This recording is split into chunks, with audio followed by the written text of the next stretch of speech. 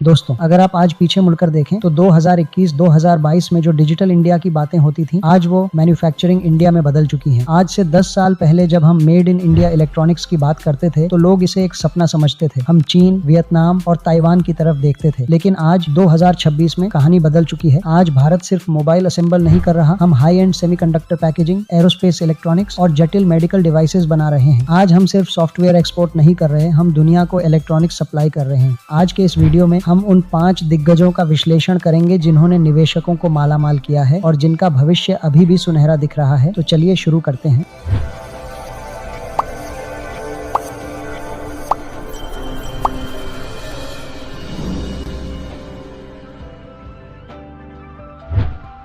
नमस्कार दोस्तों, मैं हूं कृष्णा और स्वागत है आपके अपने चैनल निवेश इन हिंदी पर, जहां हम बनाते हैं सही सोच, सही निवेश और मजबूत। The great Indian electronics revolution, the macro context. दोस्तों, इलेक्ट्रॉनिक्स सेक्टर ही क्यों? इसके 3 मेन रीजन है। First, the global shift, China +1 strategy. पूरी दुनिया में चाइना +1 की रणनीति अब इंडिया +1 की ओर बढ़ रही है। दुनिया अब चीन पर निर्भर नहीं रहना चाहती। अमेरिका, यूरोप और जापान की बड़ी कंपनियां अब अपने सप्लाई चेन का 30-40% हिस्सा भारत में शिफ्ट कर चुकी हैं। इसी बदलाव का नतीजा है ये 5 कंपनियां जो आज हमारे रडार पर हैं। Second, PLI 2.0। 2026 के बजट में सरकार ने इलेक्ट्रॉनिक्स सेक्टर के लिए आवंटित फंड को 25% बढ़ाया है। PLI यानी प्रोडक्शन लिंक्ड इंसेंटिव स्कीम अब अपने दूसरे चरण में है, जहां कंपनियों को सिर्फ सेल्स बढ़ाने पर नहीं बल्कि वैल्यू एडिशन करने पर रिवॉर्ड मिल रहा है। यानी आप जितना ज्यादा कंपोनेंट भारत में बनाएंगे, सरकार आपको उतना ज्यादा पैसा देगी। Third, semiconductor mission. भारत में पहली बार चिप्स की पैकेजिंग और असेंबली शुरू हो चुकी है। आज हम सिर्फ ऊपर की बातें नहीं करेंगे, हम PE ratio, debt to equity, order book और मैनेजमेंट की कमेंट्री का पोस्टमार्टम करेंगे। तो चलिए पहली कंपनी से शुरू करते हैं। हमारे लिस्ट में पहली कंपनी है Kaynes technology, the precision king. चलिए इसके बिजनेस मॉडल का गहरा एनालिसिस करते हैं। केन्स टेक्नोलॉजी सिर्फ एक कंपनी नहीं, एक इकोसिस्टम है। इनका बिजनेस ESDM यानी electronic system design and manufacturing पर आधारित है। केन्स टेक्नोलॉजी की शुरुआत मैसूर के एक छोटे से सेटअप से हुई थी। आज यह भारत की सबसे सम्मानित EMS यानी इलेक्ट्रॉनिक्स मैन्युफैक्चरिंग सर्विसेज कंपनियों में से एक है। इनके प्रमोटर्स रमेश कुन्हीकन्नन का विजन हमेशा से क्वालिटी ओवर क्वांटिटी रहा है। इन्होंने कभी भी सस्ते खिलौने या साधारण चार्जर बनाने पर ध्यान नहीं दिया। इनका ध्यान हमेशा से क्रिटिकल इलेक्ट्रॉनिक सिस्टम्स पर रहा है, जहां गलती की गुंजाइश शून्य होती है। केन्स के रेवेन्यू मिक्स को समझना एक निवेशक के लिए सबसे जरूरी है। इसके 3 मेन की सेगमेंट्स है। पहला, ऑटोमोटिव यानी EV फोकस। 2026 में भारत की सड़कों पर हर तीसरी इलेक्ट्रिक गाड़ी के अंदर केन्स के बनाए हुए कंट्रोलर या सेंसर्स लगे हैं। केन्स के रेवेन्यू का लगभग 35% ऑटोमोटिव सेक्टर से आता है। इसमें सिर्फ स्पीडोमीटर नहीं बल्कि इलेक्ट्रिक गाड़ियों के बैटरी मैनेजमेंट सिस्टम्स यानी BMS और मोटर कंट्रोलर्स शामिल हैं। टाटा मोटर्स और महिंद्रा जैसे बड़े दिग्गज इनके क्लाइंट्स हैं। दूसरा, एरोस्पेस एंड डिफेंस। यह केन्स का ज्वेल इन द क्राउन है। डिफेंस में मार्जिन्स 20-25% तक होते हैं। इन्होंने तेजस फाइटर जेट और अग्नि मिसाइल के लिए कंट्रोल सिस्टम्स डिजाइन किए हैं। साथ ही इन्होंने इसरो के मिशनों के लिए क्रिटिकल कंपोनेंट्स सप्लाई किए हैं। तीसरा, OSAT यानी सेमीकंडक्टर पैकेजिंग। सबसे बड़ी खबर, तेलंगाना में इनका नया सेमीकंडक्टर प्लांट अपूरी क्षमता से चल रहा है। तेलंगाना में इनका 2800 करोड़ का निवेश अब रंग ला रहा है। 2026 की शुरुआत से इन्होंने चिप पैकेजिंग शुरू कर दी है। भारत में सेमीकंडक्टर बनाने वाली ये पहली कुछ कंपनियों में से एक है। Detail financials. चलिए अब नंबर्स की भाषा में बात करते हैं। रेवेन्यू CAGR पिछले 5 सालों में कंपनी ने 49% की सालाना चक्रवृद्धि दर से बढ़त दिखाई है। एबिटा मार्जिन्स, जहां आम EMS कंपनियां 6 से 8% पर काम करती हैं, वहीं केन्स 15% के मार्जिन पर बैठा है। क्यों? क्योंकि ये हाई वैल्यू काम करते हैं। 2022 में ये 12% पर थे, जो 2026 में बढ़कर 15% हो चुका है। यह दर्शाता है कि कंपनी अब ज्यादा मुनाफे वाले काम कर रही है। Debt to equity ratio. भारी निवेश यानी केपेक्स के बावजूद इनका कर्ज बहुत कंट्रोल में है। इन्होंने हाल ही में QIP यानी क्वालिफाइड इंस्टीट्यूशनल प्लेसमेंट के जरिए फंड जुटाया है, जिससे इनका बैलेंस शीट काफी मजबूत हो गया है। ऑर्डर बुक, 5000 करोड़ रुपए से ज्यादा की विजिबिलिटी है। Risk factors, what can go wrong. एक एनालिस्ट के तौर पर मुझे आपको सिक्के का दूसरा पहलू भी दिखाना होगा। पहला, हाई PE मल्टीपल्स। 2026 में केन्स का स्टॉक 70 के PE पर ट्रेड कर रहा है। मार्केट ने इनसे बहुत ज्यादा उम्मीदें लगा रखी हैं। अगर किसी भी तिमाही में नतीजे थोड़े भी कमजोर रहे तो स्टॉक में 15 से 20% का करेक्शन आ सकता है। दूसरा, रॉ मटेरियल डिपेंडेंसी। अभी भी सेमीकंडक्टर वेफर्स और कुछ रॉ मटेरियल्स के लिए हमें चीन और ताइवान पर निर्भर रहना पड़ता है। किसी भी तरह का जियोपॉलिटिकल तनाव इनके मार्जिन्स को बिगाड़ सकता है। केन्स उन निवेशकों के लिए है जिनके पास 5 से 10 साल का नजरिया है। यह एक कंपाउंडर स्टॉक है। अगर यह आपको किसी बड़ी गिरावट में 3500 रुपए के स्तर पर मिलता है तो यह एक सोने जैसा अवसर हो सकता है। अगर आप केन्स के वैल्यूएशन को देखें तो यह हमेशा ओवर वैल्यूड दिखता है, लेकिन याद रखिए क्वालिटी शेयर हमेशा महंगे मिलते हैं। 2026 में इसका PE 65 से 70 के आसपास ट्रेड कर रहा है, जो कि इसकी ग्रोथ को देखते हुए जायज लग सकता है। लेकिन नए निवेशकों को बाय ऑन डिप्स की रणनीति अपनानी जानी चाहिए। लिस्ट की दूसरी कंपनी है Syrma SGS, the diverse power house. Syrma SGS की कहानी केन्स से थोड़ी अलग है। इन्होंने अपनी ग्रोथ को इनऑर्गेनिक तरीके से बढ़ाया है, यानी इन्होंने छोटी लेकिन अच्छी कंपनियों को खरीदकर अपना पोर्टफोलियो बड़ा किया है। हाल ही में इन्होंने एक बड़ी यूरोपियन डिजाइन फर्म का अधिग्रहण किया है, जिससे इन्हें ग्लोबल मार्केट्स में सीधी पहुंच मिल गई है। सिरमा एसजीएस की कहानी एफिशिएंसी की है। इन्होंने कई छोटी कंपनियों को एक्वायर करके अपनी ताकत बढ़ाई है। इसके प्रोडक्ट पोर्टफोलियो की बात करें तो सिरमा एक टेक्नोलॉजी बेस्ड कंपनी है जो टर्नकी इलेक्ट्रॉनिक सेवाओं में माहिर है। इनके प्रोडक्ट चैन काफी विस्तृत है। फर्स्ट पीसीबीए यानी printed circuit board assembly, second RFID यानी radio frequency identification product, third electromagnetic parts यानी electromagnetic and electromechanical parts, fourth memory products यानी motherboard, DRAM modules, solid state SSD और यूएसबी ड्राइव। यह कंपनी मुख्य रूप से 3 सेगमेंट में काम करती है। पहला, कंज्यूमर इलेक्ट्रॉनिक्स, टीवी, फ्रिज और वॉशिंग मशीन के स्मार्ट बोर्ड्स बनाता है। जो स्मार्ट एसी और फ्रिज आप इस्तेमाल करते हैं उनके अंदर का दिमाग अक्सर सिरमा बनाता है। दूसरा, मेडिकल इलेक्ट्रॉनिक्स, यह एक बहुत ही मुश्किल सेक्टर है जहां सिरमा का दबदबा है। एक्सरे मशीनों से लेकर डायग्नोस्टिक किट्स तक तथा डायलिसिस मशीन और वेंटिलेटर के बोर्ड्स में मार्केट लीडर है। तीसरा, स्मार्ट मीटर्स, सिरमा का सबसे बड़ा दांव स्मार्ट मीटर्स पर है। भारत सरकार के 25 करोड़ स्मार्ट मीटर लगाने के लक्ष्य का सबसे बड़ा फायदा सिरमा को मिल रहा है। भारत सरकार ने पूरे देश के बिजली मीटरों को स्मार्ट मीटरों में बदलने का जो लक्ष्य रखा है उसका 15% मार्केट शेयर अकेले सिरमा के पास रहने की उम्मीद है। सिरमा के साथ एक चुनौती हमेशा से वर्किंग कैपिटल डेज की रही है। इनका पैसा मार्केट में थोड़ा लंबा फंसता है, लगभग 120 से 130 दिन, लेकिन 2026 की पहली तिमाही के नतीजों ने दिखाया है कि मैनेजमेंट ने इन्वेंट्री मैनेजमेंट में सुधार किया है। इन्होंने इसे घटाकर 105 दिन कर लिया है। रिटर्न ऑन कैपिटल एम्प्लॉयड, यह 22% के हेल्दी लेवल पर बना हुआ है। ऑर्डर बुक, दिसंबर 2024 तक कंपनी के पास 5300 करोड़ की मजबूत ऑर्डर बुक थी। इनकी ऑर्डर बुक में 40% का हिस्सा एक्सपोर्ट यानी निर्यात का है, जो इन्हें डॉलर की मजबूती का फायदा देता है। कैपेक्स, कंपनी ने पुणे कैंपस और जर्मनी में डिजाइन फैसिलिटी बनाने के लिए 180 करोड़ का निवेश किया है। वित्त वर्ष FY26 के लिए कंपनी ने 6000 से 6500 करोड़ के रेवेन्यू टारगेट रखा है, जिसमें एबिटा मार्जिन में 30 से 35% की वृद्धि की उम्मीद है। भारतीय एम्स बाजार में सिरमा का मुकाबला डिक्सन, फॉक्सकॉन, फ्लेक्सट्रॉनिक और जाबिल जैसी बड़ी कंपनियों से है, जिसे एक रिस्क के तौर पर देखा जा सकता है। सिरमा उन लोगों के लिए है जो बहुत ज्यादा रिस्क नहीं लेना चाहते। यह एक स्टेबल मिड कैप कंपनी बन चुकी है। इसका रिटर्न ऑन इक्विटी 18% के ऊपर बना हुआ है, जो बहुत ही इंप्रेसिव है। चलिए अब चलते हैं तीसरी कंपनी की तरफ, जिसका नाम है Apollo Microsystems defence and specialised tech. अब बात करते हैं उस स्टॉक की जिसने मिडिल क्लास निवेशकों को सबसे ज्यादा आकर्षित किया है, अपोलो माइक्रोसिस्टम्स। इनका काम केवल कंपोनेंट्स बनाना नहीं है, बल्कि मिशन क्रिटिकल सॉल्यूशंस देना है, यानी ऐसे सिस्टम जिनके फेल होने का मतलब है मिशन का फेल होना। इनका पोर्टफोलियो मिसाइल सिस्टम्स से लेकर सैटेलाइट, स्पेस, नेवल सिस्टम्स और एवियोनिक्स तक फैला हुआ है। दोस्तों, जब हम डिफेंस की बात करते हैं तो हम अक्सर टैंक या विमान देखते हैं, लेकिन उन मशीनों को जो दिमाग चलाता है वो अपोलो माइक्रोसिस्टम्स बनाता है। इनका मुख्य काम है रगेडाइज्ड इलेक्ट्रॉनिक्स। इसका मतलब ऐसे सर्किट जो -40 डिग्री की ठंड और 60 डिग्री की रेगिस्तानी गर्मी में भी फेल न हो। 2026 में भारत का self reliance in defence mission अपने चरम पर है और AMS यानी अपोलो माइक्रोसिस्टम्स इसका सबसे बड़ा लाभार्थी है। निच स्पेशलाइजेशन, AMS केवल असेंबलर नहीं है, इनके पास खुद का R&D यानी अनुसंधान और विकास केंद्र है, जिसमें लगातार ये 3 तरह के R&D चलता रहता है। First, avionics. इस सेगमेंट में ये फाइटर जेट्स के अंदर के कम्युनिकेशन सिस्टम डेवलप करते हैं। सेकंड, नेवल सिस्टम्स, युद्धपोतों के लिए सोनार और नेविगेशन कंट्रोल्स का मैन्युफैक्चरिंग करते हैं। थर्ड, इलेक्ट्रॉनिक वॉरफेयर, दुश्मन के रडार को जाम करने वाले सिस्टम बनाते हैं। हाल ही में AMS ने मेक इन इंडिया के तहत स्वदेशी टॉर्पीडो कंट्रोल सिस्टम का पेटेंट हासिल किया है। यह एक ऐसी तकनीक है जो पहले भारत केवल रूस या इजराइल से खरीदता था, यानी यह कंपनी ऑन बोर्ड इलेक्ट्रॉनिक्स बनाती है। जब एक मिसाइल हवा में उड़ती है तो उसे गाइड करने वाला दिमाग अपोलो बनाता है। एनालिस्ट के तौर पर हमें यह देखना होता है कि कंपनी के पास क्या ऐसा है जो दूसरों के पास नहीं है। First, 700+ onboard technologies. इनके पास अपनी खुद की विकसित की हुई 700 से ज्यादा तकनीकें हैं। Second, indigenous programmes. ये 150 से ज्यादा स्वदेशी कार्यक्रमों यानी इंडिजिनस प्रोग्राम्स में सक्रिय रूप से शामिल हैं। Third, missile and naval presence. Bharat के लगभग हर मिसाइल और नेवल वॉरफेयर प्रोग्राम में AMSL एक सब सिस्टम पार्टनर के रूप में मौजूद है। यह एक बहुत बड़ी मोट है। रक्षा मंत्रालय की नेगेटिव इंपोर्ट लिस्ट यानी सामान बाहर से न मंगाने की लिस्ट इनके लिए वरदान साबित हुई है। कंपनी के क्लाइंट लिस्ट को देखिए, DRDO, Indian army, Indian navy और DPSU। इतना ही नहीं, ये अडानी, L&T और ब्रह्मोस जैसी दिग्गज प्राइवेट और स्ट्रेटेजिक कंपनियों के साथ भी काम करते हैं। ऑर्डर बुक 2025-26 FY25, कंपनी की ऑर्डर बुक 600 करोड़ रुपए पर थी। पहली बार कंपनी को 114 करोड़ का एक्सपोर्ट ऑर्डर मिला है। यह ऑर्डर एक एडवांस एवियोनिक सिस्टम के लिए है जो सिविल और मिलिट्री दोनों एयरक्राफ्ट में काम आएगा। यह दिखाता है कि अपोलो अब ग्लोबल मार्केट में भी अपनी धाक जमा रहा है। मैन्युफैक्चरिंग एंड एक्सपेंशन, हैदराबाद अब डिफेंस मैन्युफैक्चरिंग का हब बन चुका है और AMSL वहां किंग है। यूनिट 1 और 2 में इनके पास पहले से ही 55,000 और 3,50,000 वर्ग फुट की विशाल यूनिट्स हैं। कंपनी हैदराबाद में यूनिट 3 लगा रही है, लगभग 40,000 वर्ग फुट, जो उनका नया वेपन इंटीग्रेशन फैसिलिटी होगा। यह कंपनी के लिए गेम चेंजर साबित हो सकता है। यह सिर्फ एक फैक्ट्री नहीं बल्कि एक कंसोलिडेटेड हब होगा। FY26 केपेक्स में इस विस्तार के लिए कंपनी इस साल 150 करोड़ रुपए का भारी केपेक्स कर रही है। फाइनेंशियल हेल्थ और रिस्क, द वॉलेटिलिटी फैक्टर। अब बात करते हैं कड़वे सच की। पहला, रिस्क और रिवॉर्ड। हाई वॉलेटिलिटी, यहाँ एक चेतावनी है। अपोलो एक हाई बेटा स्टॉक है। अगर मार्केट थोड़ा भी गिरता है तो ये 5% गिरता है और जब भागता है तो अपर सर्किट लगाता है। दूसरा, वर्किंग कैपिटल। डिफेंस सेक्टर में पेमेंट अक्सर देरी से आती है क्योंकि सरकारी प्रक्रियाएं लंबी होती हैं। AMS के साथ भी यही समस्या है। इनका कैश कन्वर्जन साइकिल थोड़ा लंबा है। तीसरा, PE रेशियो। 2026 में इसका PE 90 के पार जा चुका है। इसका मतलब है कि बाजार भविष्य की 3-4 साल की ग्रोथ को आज ही भाव में जोड़ चुका है। यहाँ नए निवेश के लिए मार्जिन ऑफ सेफ्टी बहुत कम है। अगर आप रिस्क अवर्स यानी कम जोखिम लेने वाले निवेशक हैं तो यहाँ संभल कर चलें। दोस्तों, इलेक्ट्रॉनिक्स और डिफेंस भारत के अगले IT रेवोल्यूशन है। अपोलो माइक्रो सिस्टम्स जैसी कंपनियों के पास ऑर्डर की कमी नहीं है, बस उन्हें समय पर एग्जीक्यूट करना है। अब चलते हैं चौथी कंपनी की ओर, जिसका नाम है Avalon technologies, the global player. Avalon high mix low volume model पर काम करता है। मतलब ये लाखों सस्ते प्रोडक्ट्स नहीं बनाते बल्कि हजारों महंगे और जटिल प्रोडक्ट्स बनाते हैं। एवलॉन का बिजनेस मॉडल बहुत दिलचस्प है। ये सिर्फ बोर्ड नहीं बनाते, ये बॉक्स बिल्ड करते हैं। यानी आप इन्हें एक आइडिया दीजिए और ये आपको बना बनाया डिब्बा यानी फाइनल प्रोडक्ट देंगे। इनके पास अपनी प्लास्टिक मोल्डिंग है, अपनी शीट मेटल की यूनिट है और अपनी PCB असेंबली है। इसका फायदा, इन्हें किसी और पर निर्भर नहीं रहना पड़ता, जिससे इनका मार्जिन बचता है। इनके पास अमेरिका में भी मैन्युफैक्चरिंग यूनिट्स हैं। एवलॉन का 50% से ज्यादा रेवेन्यू अमेरिका से आता है। एवलॉन की सबसे बड़ी USP है इनकी मैन्युफैक्चरिंग लोकेशन। इनके पास कुल 14 यूनिट्स हैं। 9 यूनिट्स चेन्नई में, एक कांचीपुरम में और 2 बेंगलुरु में। लेकिन सबसे दिलचस्प बात, इनकी 2 यूनिट्स USA, अटलांटा और फ्रीमॉन्ट में है। यह इकलौती ऐसी भारतीय EMS कंपनी है जिसकी अमेरिका में फुल फ्लेज्ड फैक्ट्रियां हैं। इससे इन्हें नॉर्थ अमेरिकन मार्केट्स में एक बहुत बड़ा कॉम्पिटिटिव एडवांटेज मिलता है। इनके पास कुल 66 प्रोडक्शन लाइंस हैं जो बड़े पैमाने पर काम करने की ताकत देती हैं। Clean energy. 2026 में अमेरिका में सोलर और विंड एनर्जी की भारी मांग है। एवलॉन वहां के बड़े इन्वर्टर ब्रांड्स को कंपोनेंट सप्लाई करता है। विंड टर्बाइंस और सोलर इन्वर्टर के इलेक्ट्रॉनिक्स में इनका बड़ा हाथ है। इन्होंने हाल ही में हाइड्रोजन फ्यूल सेल के कंट्रोल्स बनाने के लिए एक ग्लोबल फर्म के साथ टाई अप किया है। Financial analysis. पिछले साल की तुलना में एवलॉन के नेट प्रॉफिट में 38% की बढ़त देखी गई है। इनका फोकस अब कमोडिटी इलेक्ट्रॉनिक्स से हटकर हाई मार्जिन इंडस्ट्रियल इलेक्ट्रॉनिक्स पर है। डेट। इन्होंने अपना कर्ज काफी कम किया है जो एक बहुत बड़ा पॉजिटिव साइन है। एवलॉन का स्टॉक 2024-25 में काफी सुस्त रहा था, लेकिन 2026 में इनके US बिजनेस में रिकवरी की वजह से स्टॉक में ब्रेकआउट देखा जा रहा है। 800 से 900 रुपए का लेवल एक मजबूत रेजिस्टेंस था जो अब पार हो चुका है। हमारे लिस्ट की 5वीं कंपनी है Vikram solar, the green giant. Bharat renewable energy की तरफ तेजी से बढ़ रहा है और इस सफर में एक नाम जो सबसे आगे खड़ा है वो है विक्रम सोलर लिमिटेड। चाहे बात सोलर पैनल मैन्युफैक्चरिंग की हो या बड़े बड़े सोलर प्रोजेक्ट्स लगाने की, ये कंपनी आज एक प्योर प्ले सोलर जायंट बन चुकी है। विक्रम सोलर की शुरुआत साल 2005 में हुई थी। ये कंपनी मुख्य रूप से सोलर PV मॉड्यूल्स बनाती है और साथ ही EPC यानी इंजीनियरिंग, प्रोक्योरमेंट एंड कंस्ट्रक्शन और O&M operation and maintenance services भी देती है। आसान भाषा में कहें तो ये सिर्फ पैनल बनाते ही नहीं है बल्कि पूरे सोलर प्लांट को डिजाइन करने, लगाने और उसकी देखभाल करने का काम भी बखूबी जानते हैं। विक्रम सोलर के 2 बड़े पिलर्स हैं। First, solar PV modules. ये दुनिया भर में अपने high quality solar products export करते हैं। इनके पास अलग अलग टेक्नोलॉजी और सेल साइज के मॉड्यूल्स की एक लंबी रेंज है। Second, EPC services. कंपनी अब तक 19 राज्यों और 2 केंद्र शासित प्रदेशों में 200 से ज्यादा प्रोजेक्ट्स पूरे कर चुकी है। मार्च 2025 तक इनकी कुल कैपेसिटी 1.41 गीगावाट तक पहुंच गई है। सबसे अच्छी बात यह है कि अपने EPC प्रोजेक्ट्स में ये खुद के बनाए हुए मॉड्यूल्स का ही इस्तेमाल करते हैं। विक्रम सोलर का नाम आज भारत की टॉप 3 मॉड्यूल कंपनियों में आता है, लेकिन 2026 में असली खेल मॉड्यूल का नहीं, सोलर सेल का है। सरकार ने ALMM यानी approved list of models and manufacturers के जरिए चीनी पैनलों पर नकेल कसी है, जिसका सीधा फायदा विक्रम सोलर को मिल रहा है। अगर आप टेक्निकल निवेशक हैं तो जान लें कि विक्रम सोलर अब टॉपकॉन टेक्नोलॉजी में शिफ्ट हो चुका है। यह पुराने पैनलों के मुकाबले 10 से 15% ज्यादा बिजली पैदा करते हैं। इनके क्लाइंट्स की लिस्ट काफी शानदार है। सरकारी सेक्टर में NTPC और NLC जैसे नाम हैं, तो प्राइवेट सेक्टर में Adani green energy, JSW energy और ACME जैसे बड़े खिलाड़ी इनके ग्राहक हैं। सिर्फ भारत ही नहीं, ये अमेरिका, कनाडा, जर्मनी और ब्रिटेन समेत 39 देशों में अपने पैनल सप्लाई करते हैं। हालांकि FY25 में इनका 99% रेवेन्यू घरेलू बाजार से आया है, जो दिखाता है कि इंडिया में इनकी पकड़ कितनी मजबूत है। तमिलनाडु में इनका नया प्लांट अब 3 गीगावाट की क्षमता पर काम कर रहा है। इलेक्ट्रॉनिक्स सिर्फ गैजेट्स तक सीमित नहीं है, पावर इलेक्ट्रॉनिक्स ही भविष्य है। विक्रम सोलर भारत की सबसे बड़ी मॉड्यूल बनाने वाली कंपनियों में से एक है। 2025 के अंत में आए IPO के बाद कंपनी ने बहुत ही पारदर्शी तरीके से अपने फंड्स का इस्तेमाल किया है। लिस्टिंग के बाद से विक्रम सोलर ने अपनी सेल मैन्युफैक्चरिंग में भारी निवेश किया है। इन्होंने अमेरिका में अपना एक्सपोर्ट बढ़ाया है क्योंकि वहां चीनी पैनलों पर प्रतिबंध लगा हुआ है। कंपनी का 3 साल का सेल्स और प्रॉफिट ग्रोथ काफी अच्छा रहा है। सोलर बिजनेस में कैपिटल इंटेंसिव काम होता है, यानी बहुत पैसा लगाना पड़ता है। इनका कर्ज थोड़ा बड़ा है, लेकिन जिस स्पीड से ऑर्डर्स मिल रहे हैं वो इसे मैनेज कर लेंगे। वैसे कंपनी का कर्ज भी कंट्रोल में है। सोलर सेक्टर में प्राइसिंग पावर कम होती है। अगर कच्चे माल जैसे पॉलीसिलिकॉन के दाम बढ़ते हैं तो इनके मार्जिन्स गिर जाता है। इसके अलावा रिलायंस और अदानी जैसे बड़े प्लेयर्स इस सेक्टर में अरबों डॉलर झोंक रहे हैं। क्या विक्रम सोलर इन दिग्गजों के सामने टिक पाएगा? यानी कंपनी का कॉम्पिटिटिव रिस्क फैक्टर काफी ज्यादा बड़ा है। निष्कर्ष दोस्तों, इलेक्ट्रॉनिक सेक्टर 2026 में वही है जो 2003 में आईटी सेक्टर था। यहाँ से अगले 10 साल बहुत ही क्रांतिकारी होने वाले हैं। मेरी रणनीति क्या होगी? SIP mode. इन शेयर्स में एक साथ पैसा न लगाएं। हर गिरावट पर धीरे धीरे बाय करें। सेमीकंडक्टर पर नजर, केन्स पर विशेष नजर रखें क्योंकि चिप मेकिंग ही भारत का भविष्य है। एग्जिट प्लान, अगर किसी कंपनी का मुनाफा नेट प्रॉफिट लगातार 2 तिमाहियों तक गिरता है तो वहां से निकलने के बारे में सोचें। उम्मीद है यह डीप एनालिसिस आपके निवेश के सफर में मददगार साबित होगा। दोस्तों, बहुत मेहनत लगती है ऐसा डेटा निकालने में, इसलिए सब्सक्राइब बटन दबाना ना भूलें। और हाँ, अगर आप इनमें से किसी भी स्टॉक पर डिटेल वीडियो चाहते हैं तो कमेंट में उस कंपनी का नाम लिखें। मैं उस स्टॉक पर डिटेल वीडियो बनाने की पूरी कोशिश करूंगा। मिलते हैं अगले वीडियो में, तब तक सीखते रहे क्योंकि सीखना बंद तो जीतना बंद।